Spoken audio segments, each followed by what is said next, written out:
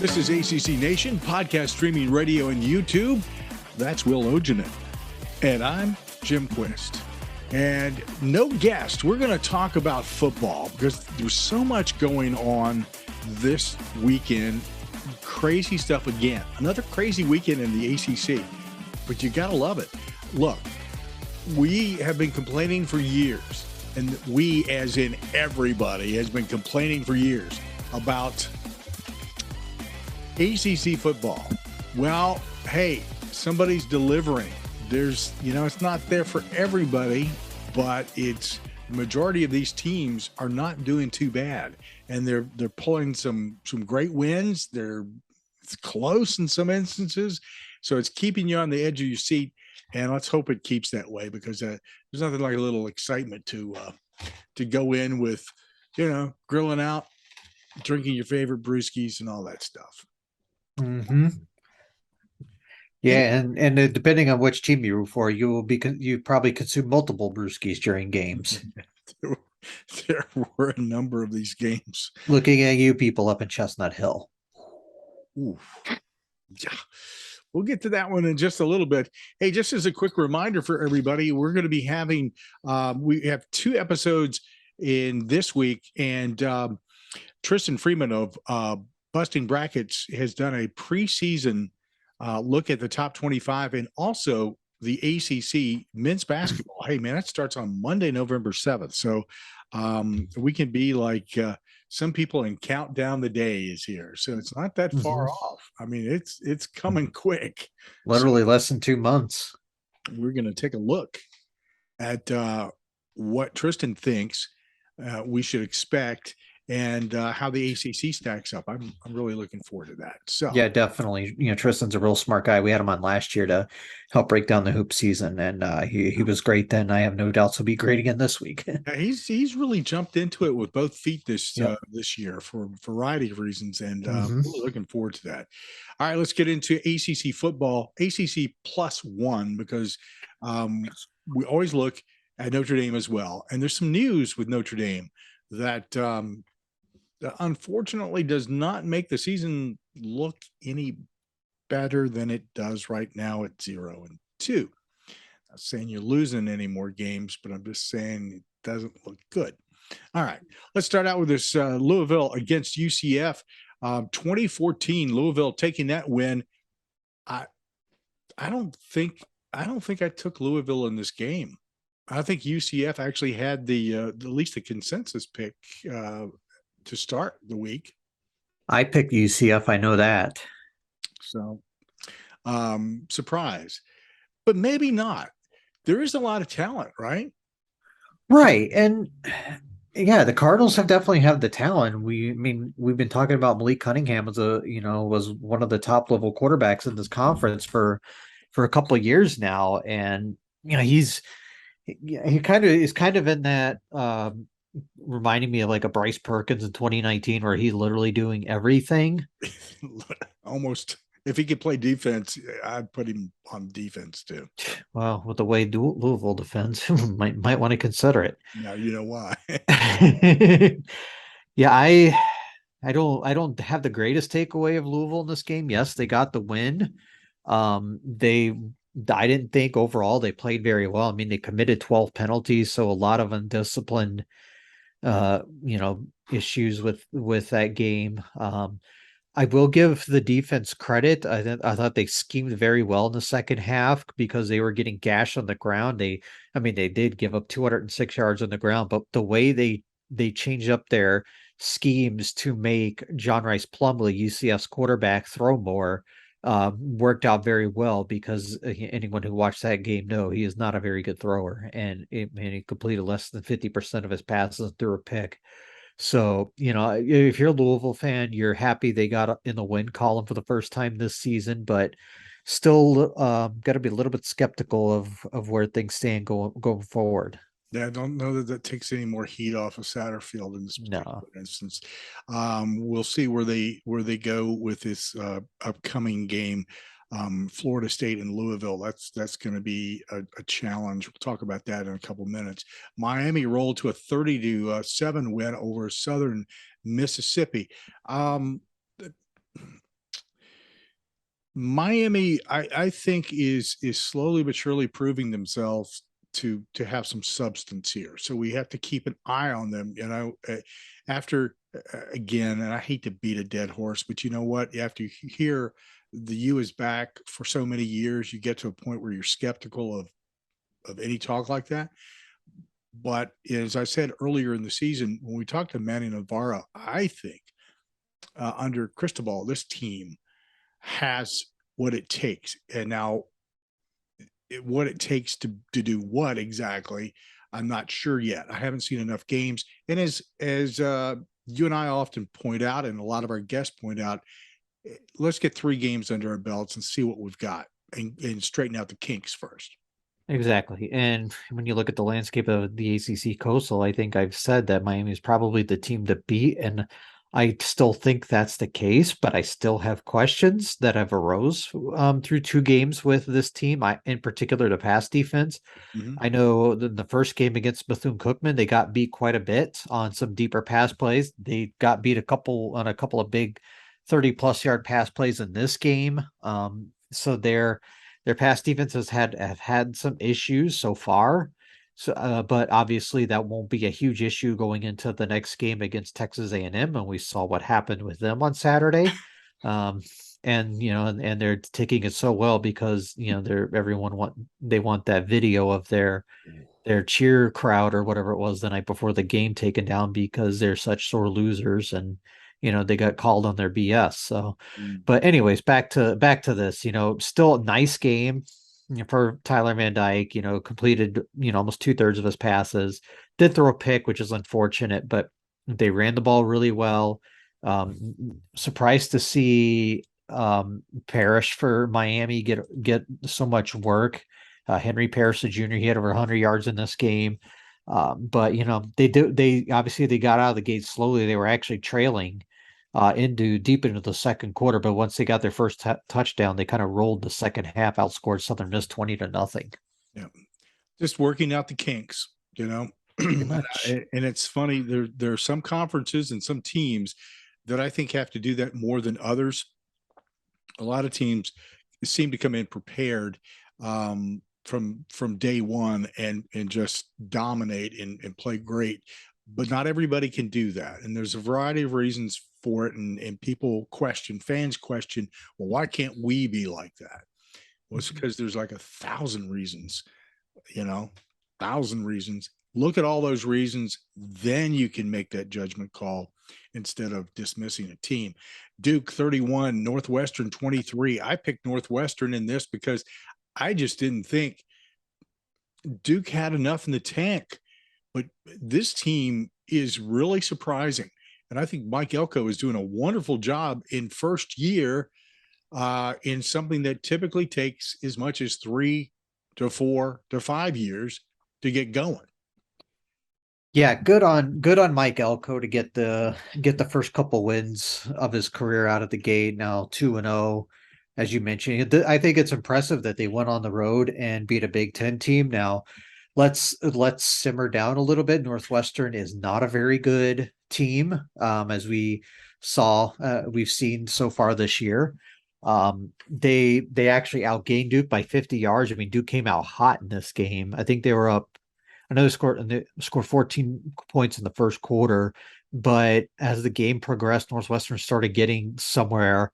And like I said, they outgained Duke, put up over 500 yards of offense. And had it not been for a fumble, like very late in the game, one of the last plays of the game, that they ended up fumbling inside the Duke 10-yard line, they could have gone and potentially tied the game. But that was a close call for Duke. But yeah, nice win. Riley Leonard, he had a okay game. I mean, and threw for 240 yards and a touchdown. Ran the ball pretty effectively, which is something you like to see with multiple backs. So yes, Duke is off to a 2-0 start. They should be 3-0 this week. But like I said, they really this is probably their biggest game of substance for sure, and they won, but there's still a lot of work to be done with this Duke team. Yeah. It's exciting to see. It's nice to see the team coming together. But again, I think that expecting that to be the norm throughout the entire season, Fool's errand. Yeah. I wouldn't mind seeing it. I think it would be pretty cool to see that in Elko's first year and seeing Duke turn the program around. But again, realistically, 3 to 4 to 5 years sometimes is how long it takes, depending on circumstances. Those thousand reasons that I mentioned earlier. Wake Forest over Vandy. The Whistler was silenced 45-25. Return of Sam Hartman. And I know that silencing the Whistler and whether he's there at that game or not was just, that's our goal in life. Yes, less of the Whistler and more silence. I applaud that idea.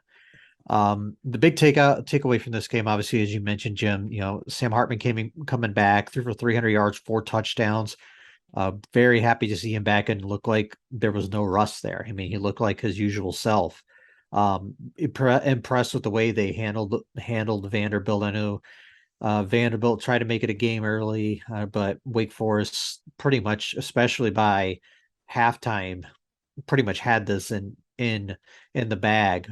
Dominated time possession over 36 minutes of possession. Real nice win here. Because the SEC did not exactly have a great weekend, as we mentioned earlier, with Texas A&M taking a loss and Vanderbilt losing at home to an ACC team because how dare they lose to an ACC team. But this is the Wake Forest team we expected to see with a healthy Sam Hartman. So glad to see them winning, and you think they will definitely be there as the season goes on in terms of a contender in the Atlantic. I think Wake Forest has always been one of those teams that sort of gets things more together as the season progresses because of the way they kind of stagger their people. So we'll see if that is the way it plays out this year. UNC over Georgia State. I don't quite know what to think of UNC. It's a 35-28 win. It's a win, but all these games are so stinking, as you say, so stinking close. And it's just, hey, by the hair of their chinny chin chin. Okay. Not my chin. It's crazy. I don't know what's it's not like Mac Brown doesn't have a bunch of really highly recruited people. He's got some right on that team. I wish I could I know I saw some correlation between recruiting classes and how well they've done, how they've projected, and it's not been good. I can't remember where I saw it, but yeah, there's some correlation. They're just not developing down there in Chapel Hill. But here's my biggest takeaway. Obviously UNC's defense is not very good, and that was the case here. They gave up 235 yards rushing on the ground at over 4 yards per carry. This was obviously the pass game has looked really bad. I thought it was a little bit better in this game, but still not great by any means. I mean, you look at the 184 yards for the passing for Georgia State, but they threw 3 touchdown passes. Drake May obviously looked really, really good. Threw for 284 and 2 touchdowns in this game. But as you mentioned, they've beat 2 Sun Belt teams by this hair, their chinny chin chins, as you so mentioned. But we've also now know that the Sun Belt is the best conference in the country. So maybe these wins are more impressive than we realize. Yeah.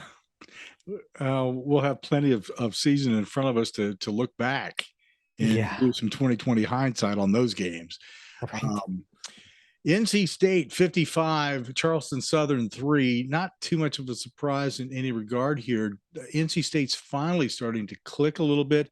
They will start to see the challenges that they should be expecting and that they'll need to step up for in order to if they want to knock Clemson off the throne. That's what you got to do.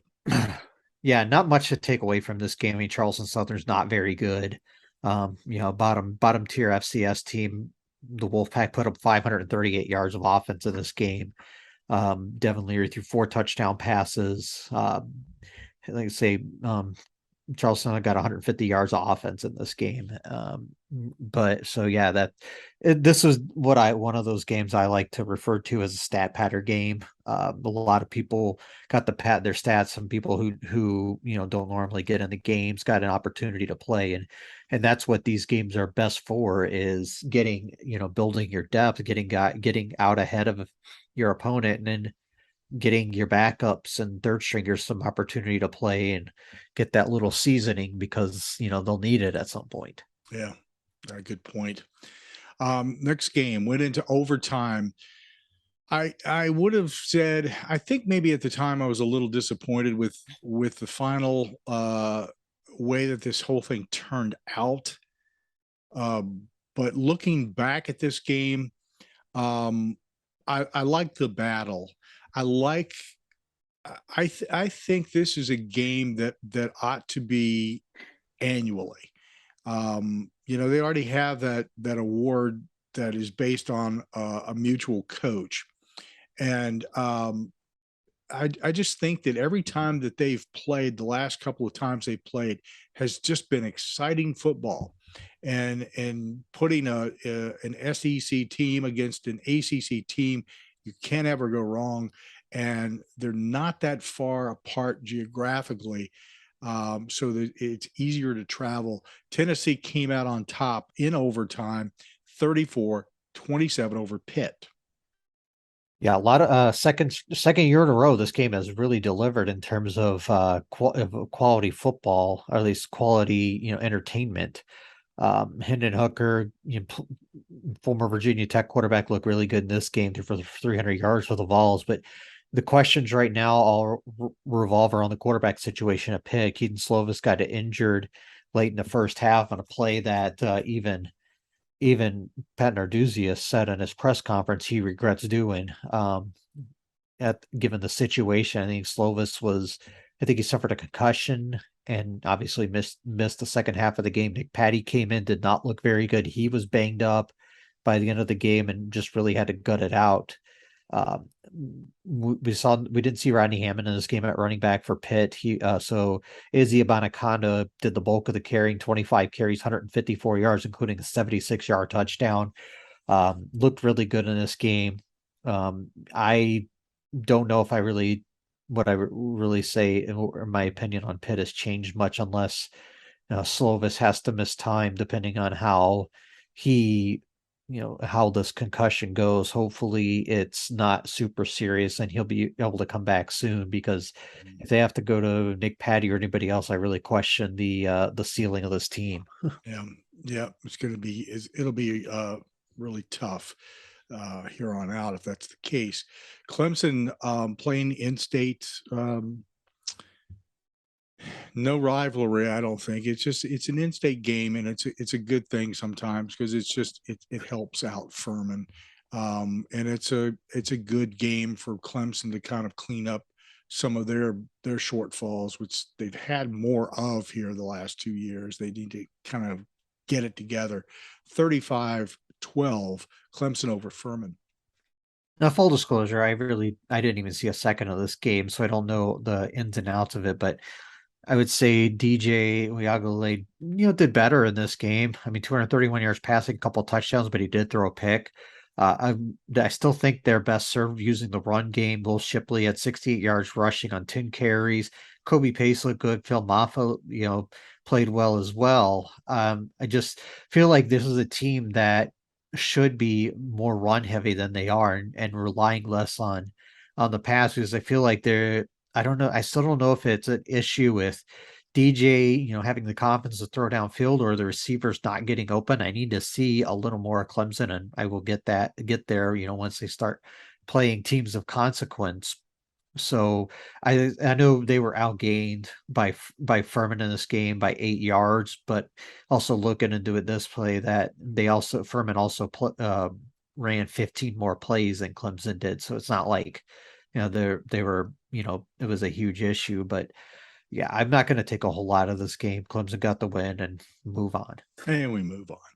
The final score on this next game really kind of confounded me because I thought UVA was going to do a lot better.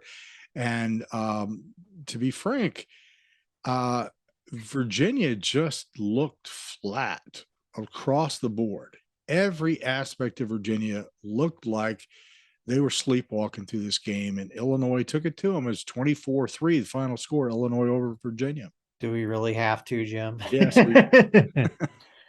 No, this was probably the worst offensive effort I've seen out of Virginia in at least 5 seasons. Brennan Armstrong looked shook. The offensive line just did him no favors, getting him getting him any pass protection. He was 13 of 32 passing in this game through 2 picks. I feel like it was just it was just a rough day at the office for him. They didn't run the ball very well. They averaged 1.4 yards per carry, and that was elevated by a 31-yard run by Jay Woolfolk at the end of the game. Otherwise, they would have had, again, 11 yards rushing. So that doesn't look very good. And the receivers had a rough game. I know Dontavian Wicks, he was targeted 16 times in this game, but had 2 catches. So that's a bit of an issue. I don't know.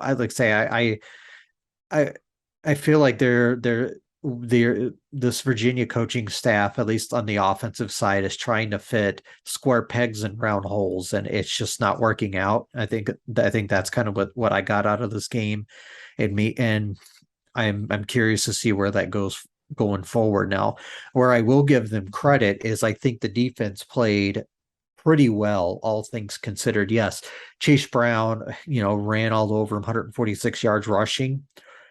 Outside of that, they contained everything else. I think that what John Rudzinski, the defensive coordinator, is doing is helping. Their defense is getting better. It's not super talented, but they're not getting gashed on through 2 games. They're not getting gashed super hard. I mean, they got beat a couple times on some pass plays, but all in all, I see some improvement from this Virginia defense so far, and hopefully with more reps, this will, they'll continue to get better. Hello, Robert and I.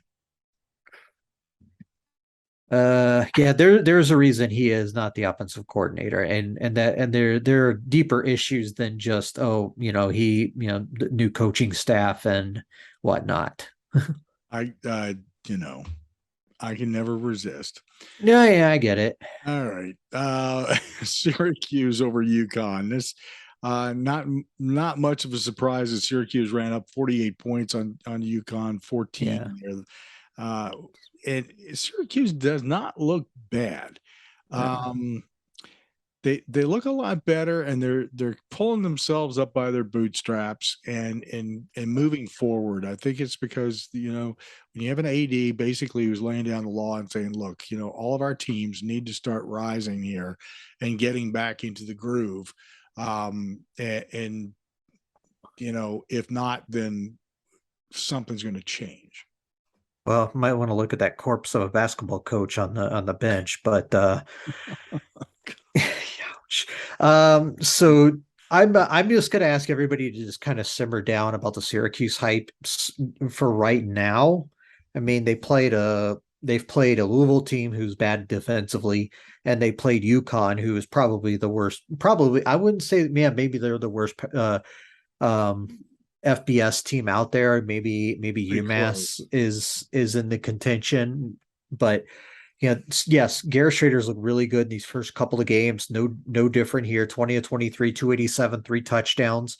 Sean Tucker did what he usually does, 100 yards rushing and a touchdown. But let me just say this: watch Garrett Schrader. If he continues to put up these huge stats, he is not. And people are going to say Robert and I, may have something to do with that. We're looking at the wrong former Virginia coach. Right.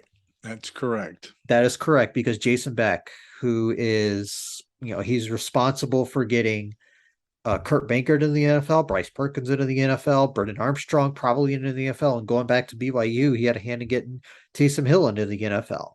Now, let's watch Trainer, see if he can develop into something. So maybe he's someone that if he can continue to develop, quarterbacks at Syracuse will land a coaching job at a much bigger school, and he does that. If he might deserve more kudos than Anai, who it pretty much ran the entire offensive line out of Charlottesville from what I've heard.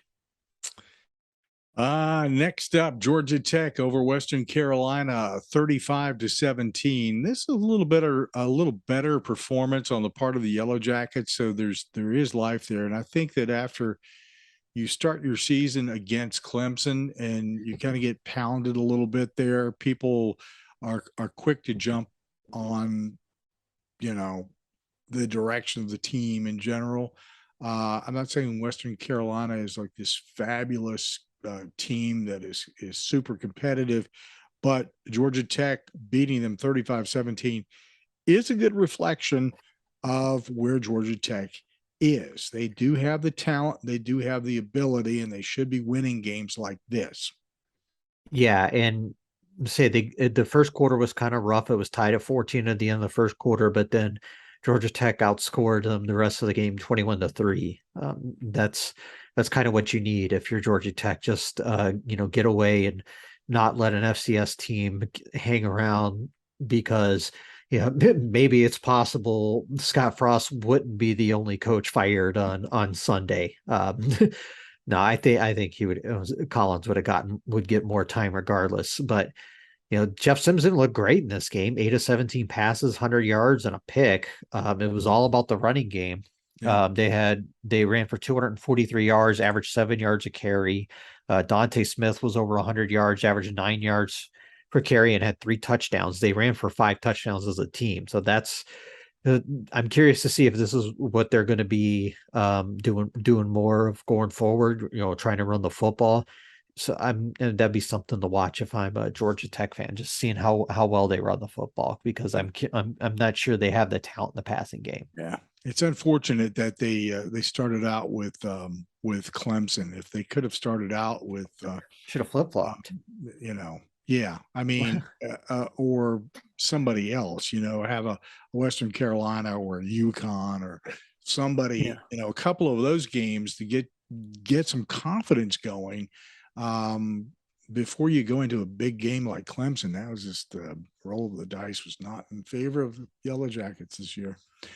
Virginia Tech over Boston College, 27-10. And as you were alluding to, people, Chestnut Hill, have got to be scratching their heads and wondering what's going on here. And our buddy AJ up there was who joined us for a Twitter Spaces episode, on last Wednesday, says that people aren't too thrilled with Jeff Hafley. Yeah. Let me just take a second and promote our Twitter Spaces. We do those we're going to do those every so often throughout the season. And we had a great one last Wednesday. We had AJ Black for covering Boston College join us. We had our friend of the show, Jeremy, join us to talk a little bit of Louisville. We didn't talk, he did, but Jackie Franchuli came over. She was great with her time talking Virginia. We had Corey Christian come over to talk Pitt, coming off the high of the game against West Virginia, and it was a lot of fun for that. So keep an eye on the ACC Nation Twitter feed for future spaces, and we'll promote them from time to time too. So, but as far as this game goes, there is one thing.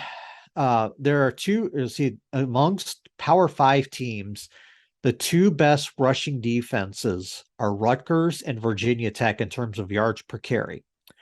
What do they have in common? They both played Boston College. As of this moment, as these two games have completed, Boston College has run for a grand total of 99 feet or 33 yards as a team. They are averaging less than a yard per carry. And this game, they ran the ball 26 times for a grand total of 4 yards. This offensive line is getting Phil Dracovic killed. He was 16 of 29, 144 yards and a touchdown in this game.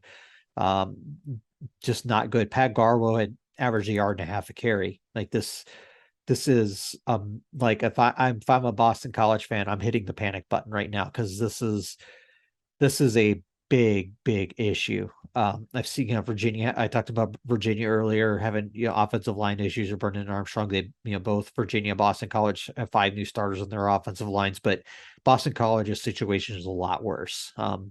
Like Dracovic is just getting, he's going to get killed. He got sacked 5 times in this game. On the other side, we saw that, Grant Wells' MO is you take the good and you take the bad with him. We saw the very bad against ODU, but he was a lot better in this game. 140 yards passing and a touchdown. They didn't need to run the ball or throw the ball a lot because they were having a lot of success on the ground. They didn't need to do a lot. It was just kind of a yeoman's effort in a 27-10 win, and got Brent Pry's first win. Oh, well, you got to get them someplace, and that's not a bad place to start. Yep. Get your first win being a conference win. That's a good start. Exactly. Yep, and do it at home. Mm-hmm. Why not? That definitely makes everybody in the fan base feel a lot better. Mm-hmm. This last game, wow, you got a new coach, and you start the season out 0-2. This is something that the fan base is not used to at Notre Dame. Notre Dame losing to Marshall. And Marshall is really nothing to sneeze at because they've gotten better throughout the years, but good Lord, 26-21. Let me point out something. No, and here's again, this is why top 25 polls at the beginning of the season don't mean diddly squat. Okay. Mm-hmm. Notre Dame started out at number 9 going into this game. They have been summarily dismissed. They are at number 33 now. I've never seen anybody drop that far out in my life. Mm-hmm. But we always know as well that in the early, there's a lot of up and down, just wild swings with the polls. Look at Florida, for example. They were unranked in the preseason. They need an end zone interception to beat Utah. Next thing you know, they're number 12 in the country, and then they lose to Kentucky, and then that rating goes down. But yeah, this is one of the, definitely there were a lot of surprise results of the week, and a lot of them involve Sunbelt teams, and this was another one of them. Notre Dame losing at home to Marshall. There's a lot of concerns about the Notre Dame offense right now. Tyler Buckner injured. I believe he is going to miss the rest of the season. Is that the case, Jim? Yeah.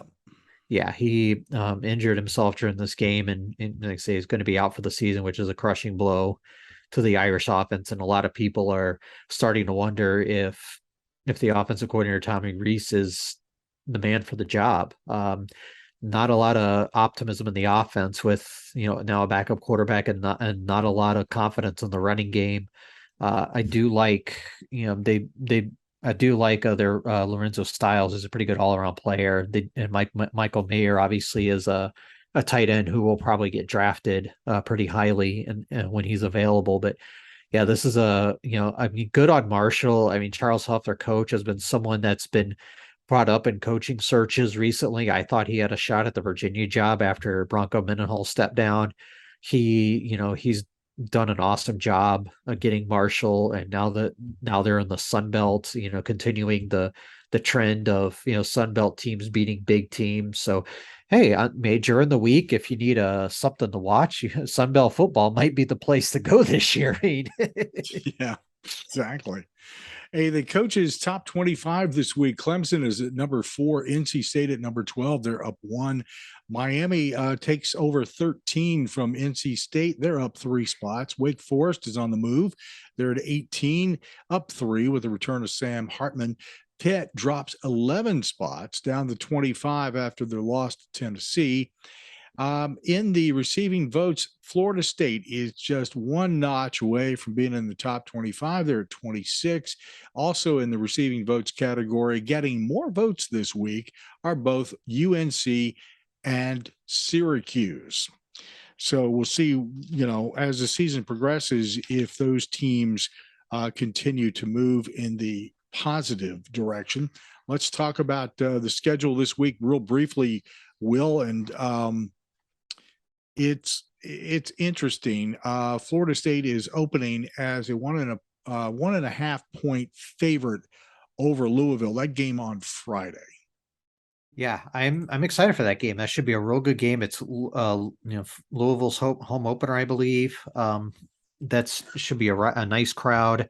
Florida State 2-0 coming off the bye week, and obviously an impressive win against Louisville, or excuse me, LSU a couple weeks ago.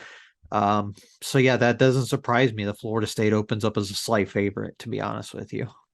No line on the Wofford at Virginia Tech game. That kicks off the Saturday games at 11 a.m., folks. That game is on the ACC network. This is something that's a little new. They're starting games earlier in the morning, and that way they can fit in more games for you to watch. So 11 o'clock, Wofford at Virginia Tech on the ACC network, 11 o'clock on Saturday. So don't stay out too late on Friday night. The only thing you need to know is Wofford has yet to score a point in this season. They've been shut out in both of their games. All right. That's pretty much it. This is the potential number 2 win for Virginia Tech. So I would say that it is, unless something completely goes haywire. Yeah, if something goes haywire in this game and they lose, and there's something wrong, but I don't think that'll be an issue. It's starting at 12 o'clock on ESPN2. It's Purdue at Syracuse, and Purdue is starting out as a 1-point favorite in the opening consensus in this game. This game baffles me just a little bit. Betting, here's another thing about betting. When you get opening consensus lines, don't put a whole lot of credit, and you'll find out why I say this here in a little bit. Don't put so much credit into this as meaning anything. The closer that you actually get to the game, it's a little more realistic about people who really know what they're doing money wise when it comes to betting. So do not put your money in at the very beginning. But Purdue is a 1-point favorite in this game, even though they're playing at Syracuse. Yeah, this one was a really tough game to predict. I know we do our predictions on a weekly basis, and far and away, I had the most difficulty trying to determine this game. I really like what Purdue has. Aiden O'Connell, their quarterback, I like a lot. But they obviously in their first game of the season took Penn State down to the wire. So obviously they're a pretty good team. But we've seen Syracuse. They're at home. They have a couple of pretty impressive wins. Blowout wins to their resume. So, and this is far and away their biggest, toughest competition. So we'll see how this offense really fares against a much tougher opponent. Slugfest, in my opinion, and but Syracuse playing at home, I think, is a huge advantage, and there's just something about that environment that I think is really a plus. But we'll find out. Virginia opens as a 10-point favorite as Old Dominion visits Scott Stadium in Charlottesville. Yeah, they're trying to take. It looks like ODU is trying to take out pretty much every FBS team in the Commonwealth on their schedule this season. Obviously, they opened up beating Virginia Tech. They take on UVA this week. They also take on Liberty and JMU later in the season. But obviously, Virginia Tech. They beat Virginia Tech to open the season. It was a huge win. Coming up a loss to East Carolina, where they lost by 18 points. I did, like I say, I think even though they beat Virginia Tech, I didn't think they were very good in that game.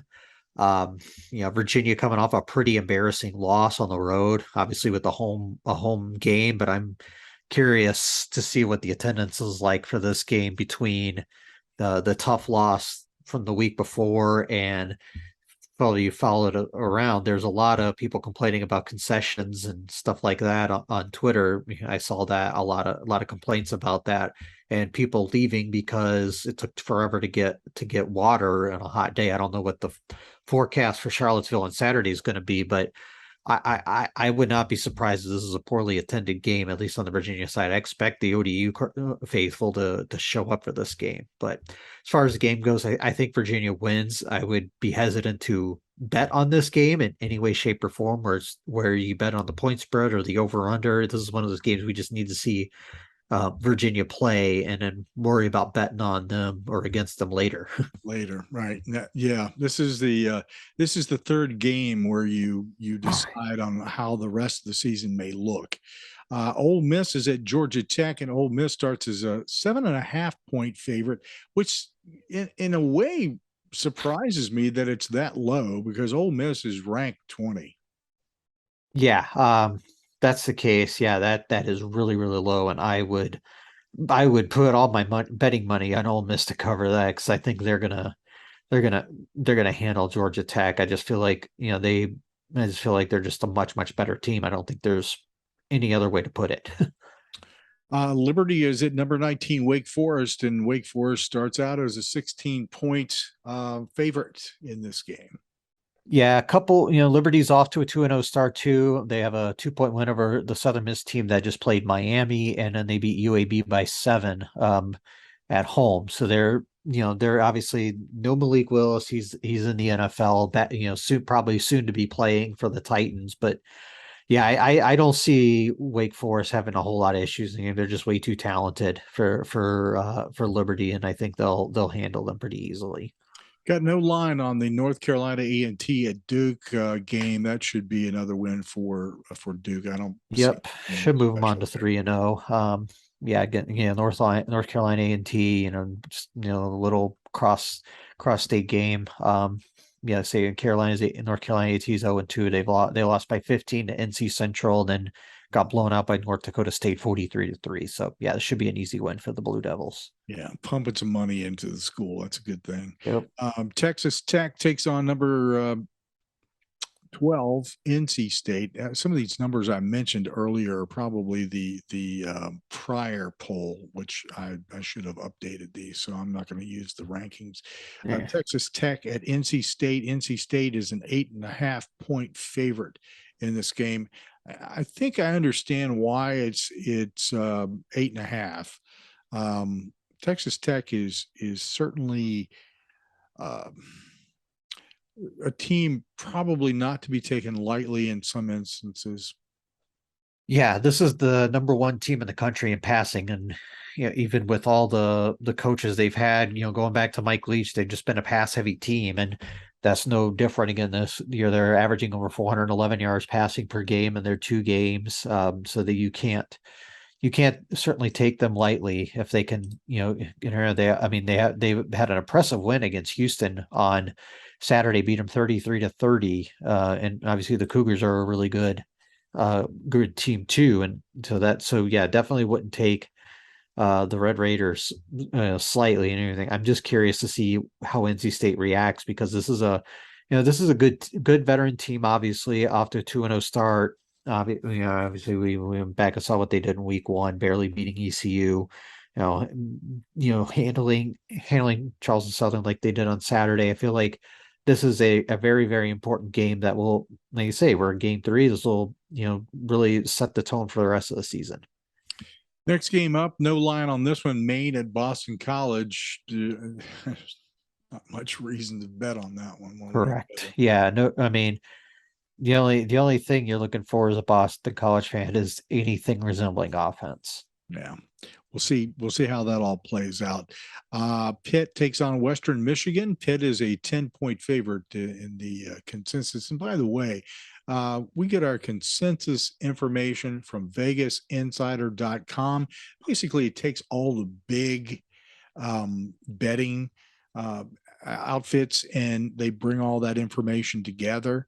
So if you want to check out something to sort of give you a broader view of of what house is betting which way and where those numbers are coming from. VegasInsider.com. We are not compensated in any way by them to make that plug. It's just something that we use their information because we found it pretty handy. Anyway, Western Michigan. Yeah, one of us can actually bet legally in our state, and it's not me. But anyways, yeah, I curious to see where where the situation goes. I would not, if I was a betting person, obviously I can't bet in the state because Minnesota's behind the times on everything, but I would not bet on this game just because we don't know the quarterback situation at Pitt. Will Keaton Slovis be ready to go? Yeah, obviously concussions are a very fickle thing, and we can't just slap some sort of medication on it and hope it goes away. That's just not how it works. So, but yeah, I still think Pitt should win this game, even with if Nick Patty has to play. Western Michigan's not quite as good this year as they were last year. They're currently 1-1 in the season. They lost to Michigan State and beat Ball State on the road. So, but yeah, I'd say I think Pitt wins this game. Okay. Louisiana Tech takes on Clemson. Clemson is a 36-point favorite, and I think that's says you need to know. Yeah. Yeah. I think Clemson wins this game. This should be a situation where I think they should put up some decent points. Louisiana Tech, not very good defensively. They do have a decent offense. So it'd be something to watch there, but still Clemson wins. No problem. Miami takes on Texas A&M. That is going to be on the road for the Canes. Texas is a 9-point favorite. Yeah, I am very curious about this game. This game is a lot more winnable now for Miami than I thought it was a week ago, with the way Texas A&M obviously played and lost to Appalachian State. And I think if I heard correctly, they only ran 38 plays in that game. And there are a lot of Florida State fans who are probably listening to this podcast kind of cackling at some of the things going on in College Station because they know exactly exactly what's going on there and the Knowles fans had to go through it, and they're kind of laughing like Nelson and the Simpsons. And that's the game I was referring to earlier, that I think that the numbers are skewed at this moment. And mainly because here's something to keep in mind. The fans and the people who follow both Miami and Texas A&M are big bettors. And so initially the numbers are going to be skewed. And as I said earlier, it's always best to wait until you get closer to the game to put your money down on something, because then you get a better feel for it. I mean, if you think you've got a good idea and you've got a system down that works for you, fine. But if you don't and you're not sure, wait, watch how everything ticks toward as close as you can get to the very last moment to place a bet. That's the best time, I think, sometimes to do it. Make sure you have all the information at hand. The last game is California taking on Notre Dame. California, I just don't see them as I don't see them as a super competitive team, but boy, after everything that's occurred, I'm not really sure that Notre Dame having a 17.5 point, being 17.5 point favorite in this game is reasonable. Right. Yeah. I'd probably take Cal to cover, even though I don't think they'll win this game. Right. If I was able to bet, I just don't know. I just don't think we've seen enough from Notre Dame to make you believe they could cover a spread like that against a team like Cal, who, yeah, they're 2-0, haven't played anybody really. I think they played UC Davis and UNLV, and they beat them both, but it's not like they blew them away or anything like that. So, yeah, I think Notre Dame should win this game. But like I said, I don't necessarily believe that Notre Dame will cover either. Interesting. All right. Reminder for you that Tristan Freeman from Busting Brackets is going to introduce us to the world of college basketball on our next episode, and you'll want to be listening for that. Plus, Will and I will be doing Twitter Spaces and some other things that are being put together behind the scenes here. We'll probably be streaming some live things from time to time, video and audio. That's all coming up this season. And we look forward to you joining us and talking some sports, because we talk about ACC sports and all the games in the ACC +1. We'll talk about Notre Dame. After all, they do play like 4 or 5 games in the conference. Why not? Subscribe to ACC Nation on your favorite podcast and streaming radio platform. Be sure to like and subscribe to ACC Nation on YouTube as well. We appreciate all of you listening and subscribing. And hey, tell your friends about us. Until next time, School. Cheers.